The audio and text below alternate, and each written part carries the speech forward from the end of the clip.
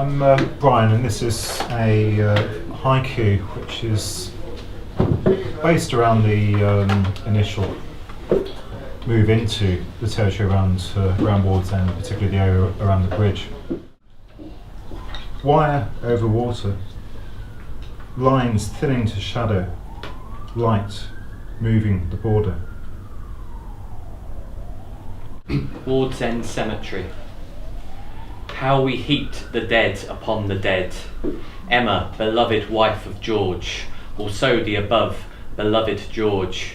Words entombed on moss-bound rock, which cannot truly speak the world of bones hidden in this tiny plot, or evoke the tenderness they grew. Their mysteries are held by century-old keys, the voices of those who knew them. When it is time to lay my bones, plant no headstone, mark no tomb, for I am beloved of this earth. Plant for me a tree, so in a century its trunk can be my legend, its branches hold my mysteries, and the light on its green leaves can speak truly of the beyond. Also called Brian. This is quite a hard poem, hard-edged, I think. It doesn't really sum up the experience of the walk, which is actually very enjoyable.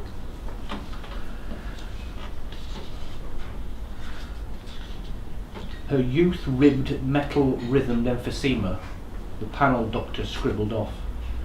She screamed, it is not written here. His crushed coal-picking death in 1912, or was it 26? The family suffered twice. Job Broadhead, blanketed in bramble and safe in the arms of Jesus, he fell asleep perhaps. We do not know the loss of children. Those who do cry solitary, or stand out, purple prose reviled, are shunned in the name of mercy, not theirs, but for ourselves. And we cast ourselves to empty history, storage boxed in photograph and tweet. I've ended up with a sort of list poem, I think, and it was to do with Bill saying about what was charming. What is charming and what is sad or shocking, and of course they're the same, aren't they, in the cemetery? Charming the dead from their graves. Give them the January sun, the last red berries from the smooth-leaved holly. Let them fit them in the sockets of their eyes to burn the way those faces burn in 70s photographs where the camera flash has caught the retina. Give them weathered stone, lichen growing like miniature forests across their names, the Bamforths, the Billcliffs, even my namesakes. Drain off the surface water, the black sludge that sticks like old blood to the soles of our boots. Let it crust and scab.